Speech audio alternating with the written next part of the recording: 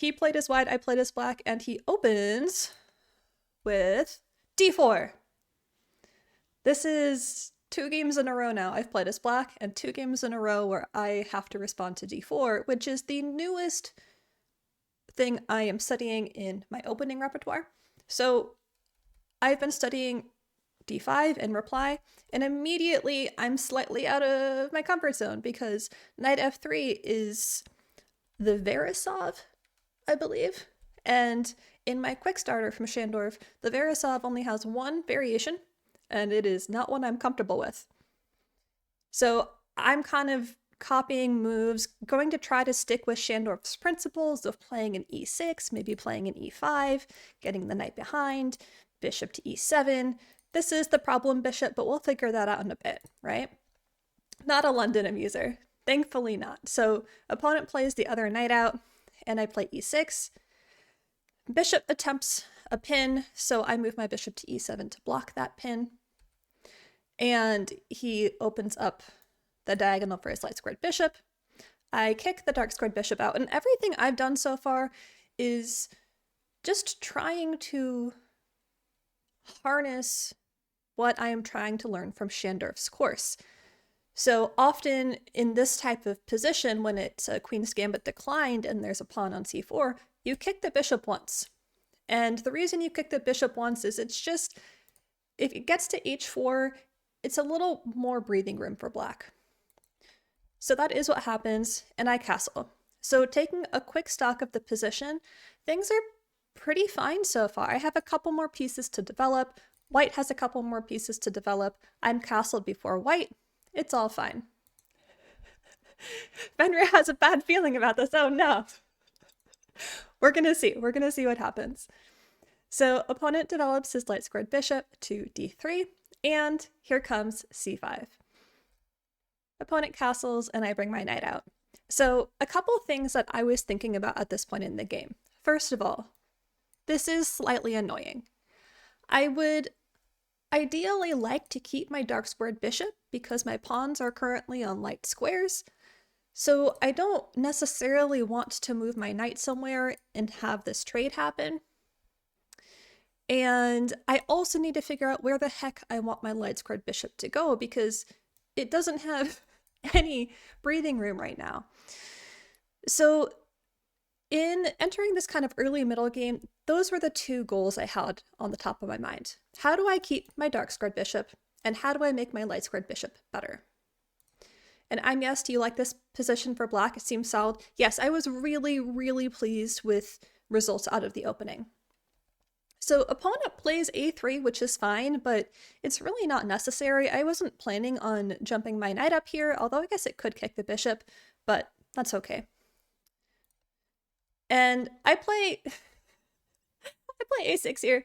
It's a little bit funky, but my intention with a6 is to try to start grabbing space, because if I can start grabbing space, then I can maintain flexibility with my light squared bishop, and I don't have to commit right away to whether I want it on b7 or on d7.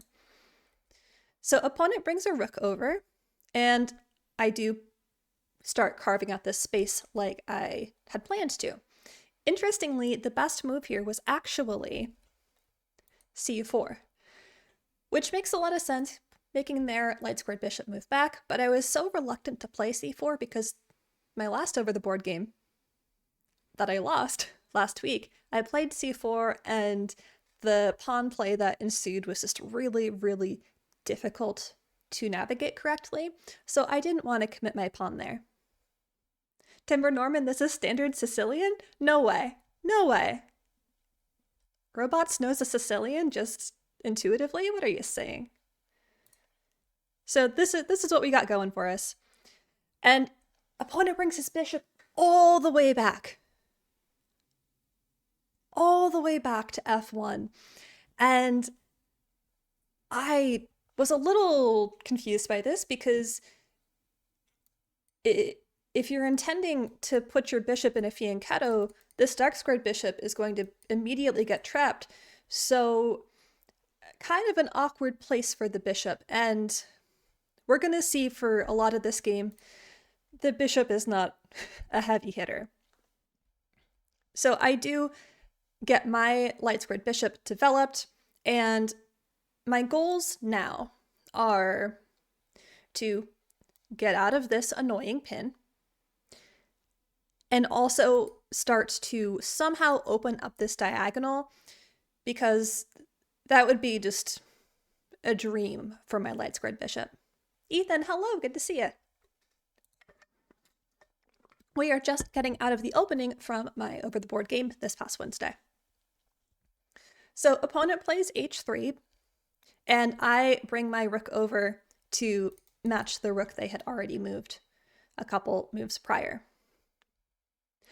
An opponent does relieve a little bit of the tension because admittedly this pawn wall is a little intimidating if you are white staring down it, because looking at space in the position, I have a little bit more space. So he takes that pawn, concedes a little of the center, I take back, and immediately kicks my bishop. I thought b4 was a mistake. It was a little premature. The engine disagrees, but practically speaking, the thing with pawns is once they move, they can never move backwards. And I thought to myself, this pawn is creating a weakness. The knight now has no protectors and no easy forward progress to make. So I can threaten this knight tactically because this pawn push, in my opinion, was a little too early. So I move my bishop back where it was before, saying, I liked the square it was on. It's not really wasting a tempo because relieving the tension still gives me the center. And like I said, this pawn push felt premature. So the rook slides over. Notice that neither of us has moved our queen yet. I think my opponent and I were actually very well matched stylistically. He was so reluctant to trade anything. And I wasn't reluctant to trade, but I just didn't see the opportunities to trade the pieces I wanted to yet. So we went through a lot of this game without much bloodshed. I bring my rook over as well, but my rook being on the c-file is actually way more efficient than his. Because what is my rook threatening? The knight. If my knight moves, I could potentially win a pawn here if my opponent gets lazy and doesn't account for this hanging knight somehow. So he moves the knight to a terrible square. Because where can the knight go? The knight can't go anywhere except back to the square that is tactically dangerous. So a much better option here would have been to bring the knight over to d2. Yes, it's uncomfortable and white is very cramped for space, like the bishop will have no scope, the rook will have no scope, the queen has very limited scope, but way better than completely deactivating a knight. The advantage is slightly in my favor here, minus 1.5. Look. I think I'm starting to realize that sometimes you as a chess player and Stockfish as an engine will have disagreements. e5, I disagree with Stockfish. I wanted to take more space. I realized my position was better. I realized my pieces were better. I wanted to control more of the center, and that's why I pushed my pawn. Stockfish disagrees, but we'll agree to disagree here. And what was my other reason, in addition to gaining more space? Remember my original goal. This kind of sad light squared bishop has big plans to go this way. So I have to start charging my pawns up in some fashion to give the bishop the scope. And yes, you hate players that trade everything at any moment they get. Yeah, and I think that this game is very interesting because most material remains on the board for a very long time, but the position, I kind of called this the shuffle game, where you're each kind of shuffling our pieces around, but shuffling more successfully or less successfully. So opponent moves the pawn to c3, and now this knight is paralyzed. It can't move. It has no squares to go to. So white is effectively playing a piece down. Whereas all my pieces have activity and places they could go to here. I moved my queen, but that was another reason I wanted to play my pawn is the two goals. Light squared bishop activity and getting out of the dark squared bishop pin. So getting my queen to d6 is why that was the move I chose. Engine thinks I had stronger options, but you know, that's what we got. And opponent moves the bishop, realizing that the pin is no longer something viable to him, and tries to pin a new thing. But this also isn't effective because I had never intended to keep my queen on d6, so I slide her over. And everything is adequately protected. The pawn on e5, I've got 2 defenders to his 2 attackers. This pawn is well defended. Everything is pretty solid here. And still, I have an advantage over white. Finally, white's queen develops, trying for some pressure here. Kreisel, hello! I'm reviewing my over-the-board game right now. How are you doing? And I was trying to channel Capablanca in this game a little because I had just watched a YouTube video I shared in my Discord, by the way. Really good video kind of breaking down how Capablanca views positional chess. And he was talking about develop your least active piece. And getting my knight developed to e4 is an outpost for the time being because there's no pawn that can immediately click it. Also helps, what is this? It's kind of like discover activity from my bishop. So my knight is really, really well placed here, and it has a target, so it's with tempo. I was just really happy that this move was able to do so many different things for me. So opponent is reluctant to trade, realizes that trading the dark squared bishop for the knight would be terrible. It would ruin pawn structure, and I would probably win that pawn, so he drops his bishop back. And I bring my bishop out, trying to add a little bit of defense. And remember, I'm still anticipating my plan coming to fruition. Enemies are doing well. Yes, thank you. I was feeling so pleased with how I was playing this. And opponent moves a rook, I think, to try to put pressure on the d5 pawn, lining things up. But I'm not concerned about it at all. So the rook move is a mistake because it doesn't help white at all. What pieces does white have working for their side right now? Remember, this knight is paralyzed. It still can't move anywhere. The bishop doesn't have a lot of scope.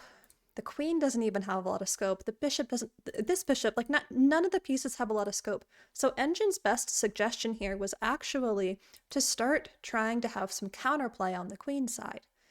And it's white's best chance to try to carve out squares for piece activity here. But he didn't play that. He played his rook to the semi-open file. And I make a backwards knight move. I was pleased with this knight move as well because it does several things for me at once. The first thing it does is it creates 2 new defenders of the d5 pawn at the same time. It also opens up my rook.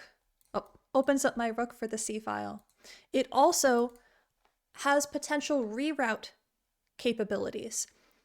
So we're doing good. -2 advantage to me here.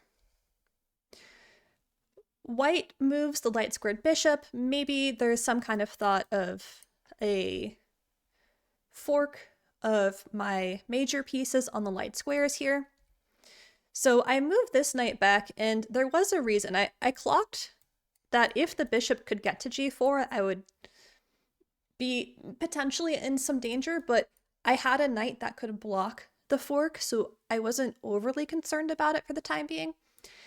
And the reason I moved this knight from this outpost is because I wanted to move it to this outpost, thinking to myself, all right, White's light squared bishop and queen are probably his most active pieces, but if I can get my horse to c4, it cuts off all of the light squares, and chances are he will try to trade me knight for bishop. And if I take away from the center, which usually isn't good practice, my goal of having my light squared bishop with a nice long diagonal is accomplished. So let's see what happens. Opponent moves his knight back, trying to do a reroute of his own.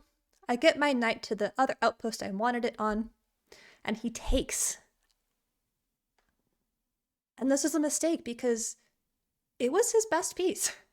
And my knight was decent, but it wasn't that imposing. So the evaluation bar is minus 3.3 to me now. And that bishop is going to be amazing.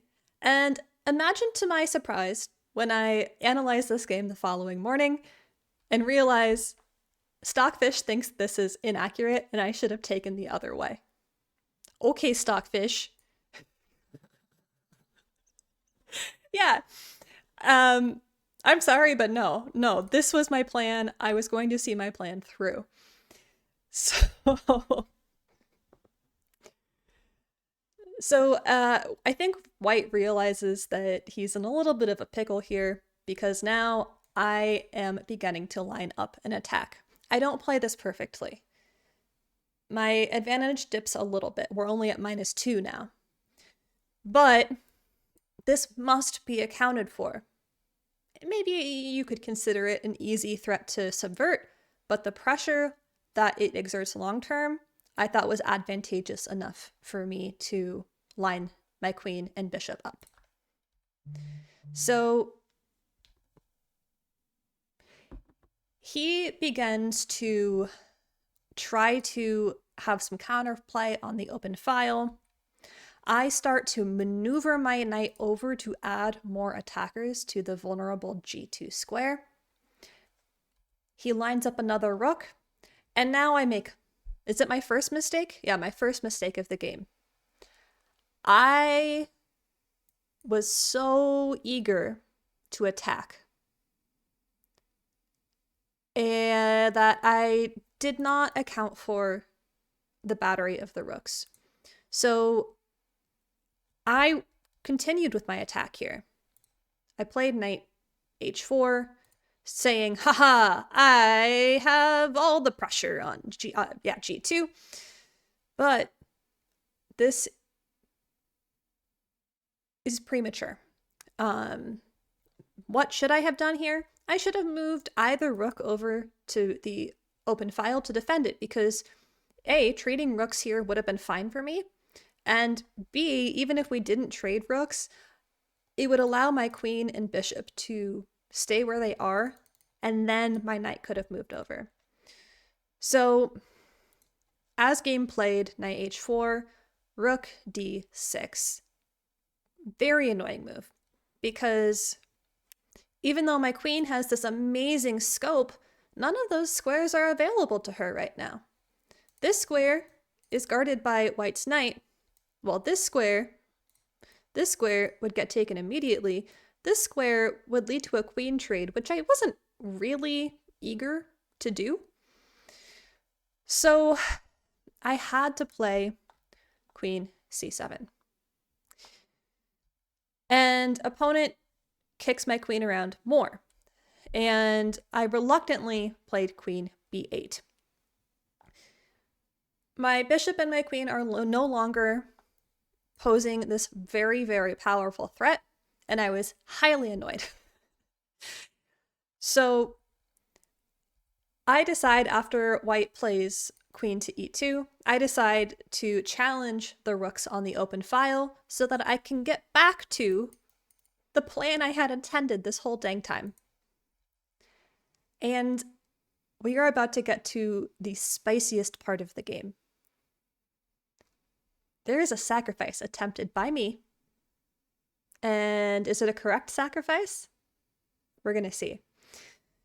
So I realized in this position, I can actually take the rook because my bishop on f6 is acting as another defender of d8. And if I can remove the rooks from the open file, then I can get back to plan, business as usual. So I take, he takes with the queen, and I challenge the queen, saying, no, you do not get to stay here, please leave. And he leaves. Now, I'll give you guys a second here. There is an amazing move. Of course, the move that I had calculated prior to this whole scuffle in the center was this. I was going to take rook for rook, saying that queen wasn't that scary because I could get back to my plan. But as I started writing down rook d1 on my notation, I changed my mind. I erased it and I realized there's a sacrifice. Anybody see it?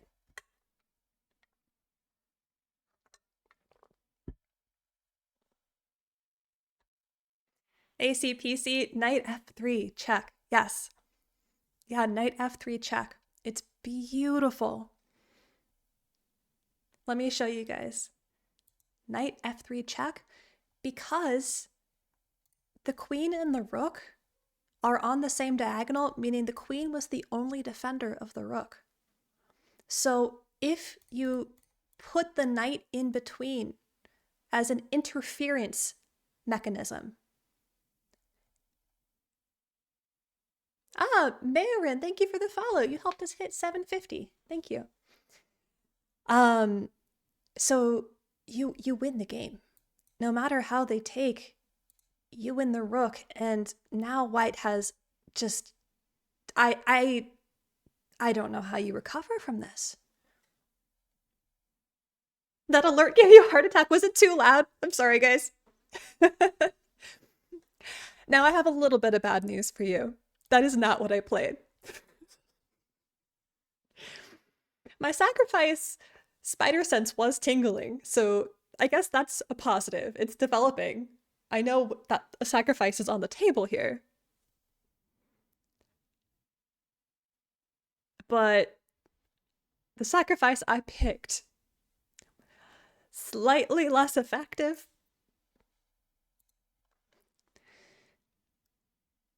I played bishop f3, anticipating the same idea of interference, where no matter how white responds, I could have huge back rank threats. And my plan was that my knight would be covering g2, so white would actually have back rank mate threats on the table.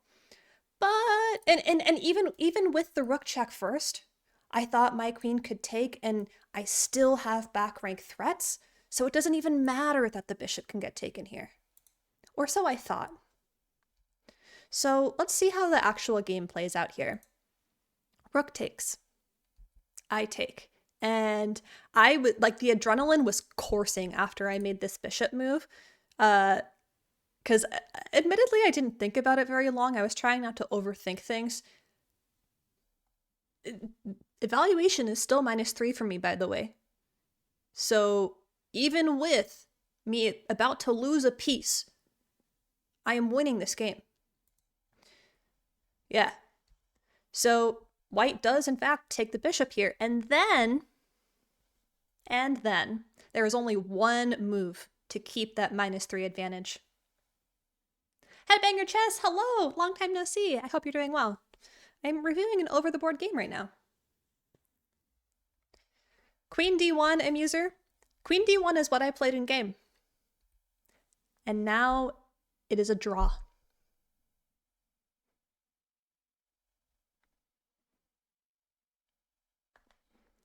I did start playing over the board, yeah. And I've been really enjoying this tournament. Timber Norman, what's wrong with queen d2? Nothing. Queen d2 was the only move. Queen d2 was the only move because queen d2 forks both of the knights at once. But the reason that queen d1 doesn't work is because it's too slow. King can defend the knight, and here is when I realized my sacrifice error, because I thought in my mind that I could add pressure to the pinned knight by playing knight f3. And then I would have, right? I could take the knight, but there's a problem. The problem with my idea here, the queen can just take that, because if I take back with the queen, the knight's no longer pinned and can actually capture. And if that were to happen, I would lose this game. So after the king moves here, I have myself a think. And I say, okay, I sacrificed material. I have some big threats to worry about. So what do I do here? And so I play queen b1, effectively sort of forking the same pieces, because this knight that has been out of commission the entire game, it's lost. It can't be recovered here. So after I play queen b1, of course, white doesn't immediately play this, but it's on the table. It's on the table, and then my pawns are going to fall, and I am going to be fighting for a draw at this point. But the first thing that white does is challenge my knight. So I move the knight back because I realize if I don't move the knight, bishop can take.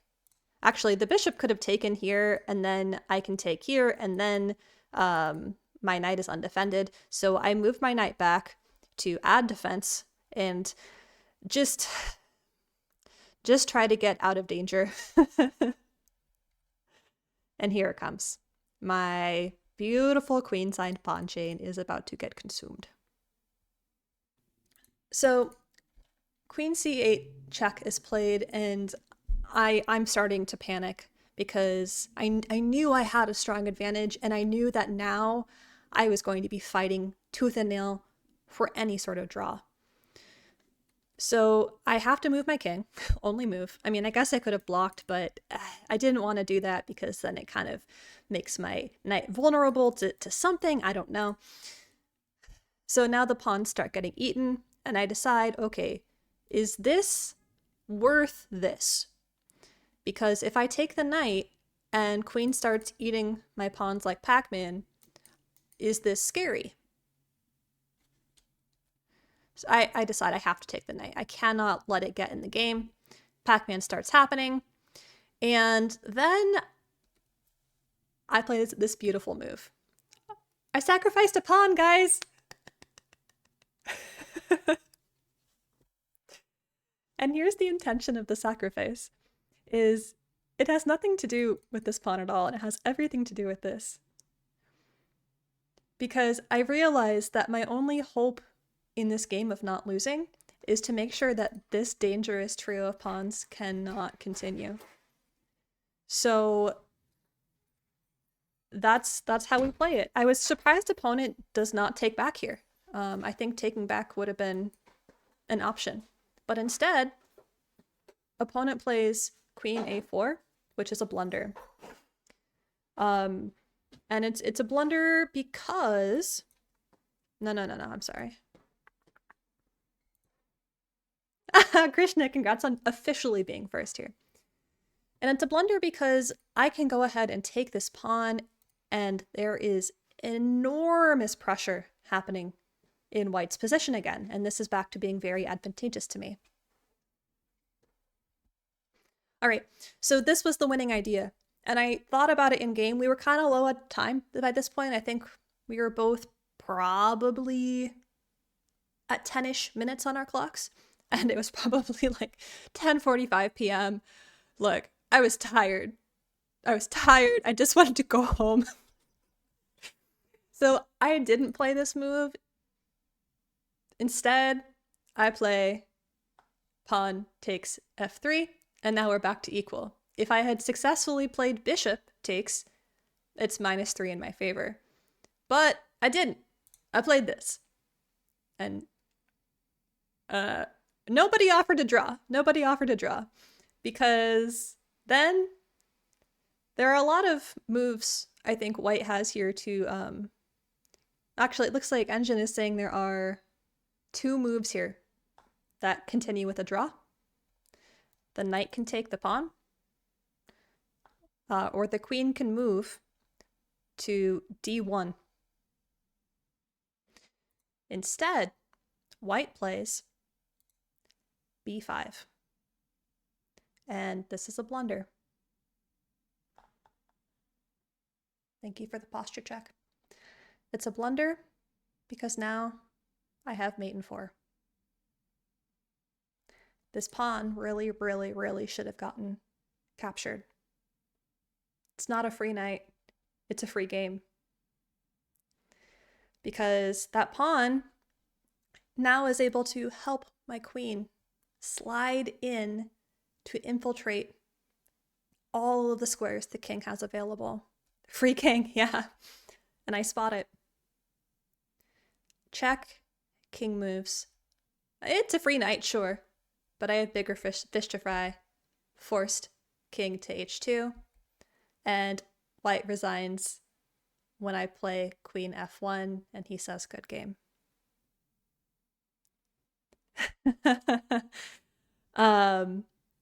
And I was so pleased by this game. We had so much time left. We probably had like 5 minutes on the clock at this point. So, well done. Thank you. Thank you. Thank you. Yeah, I'll show you the tail of the tape because I was also really proud of this.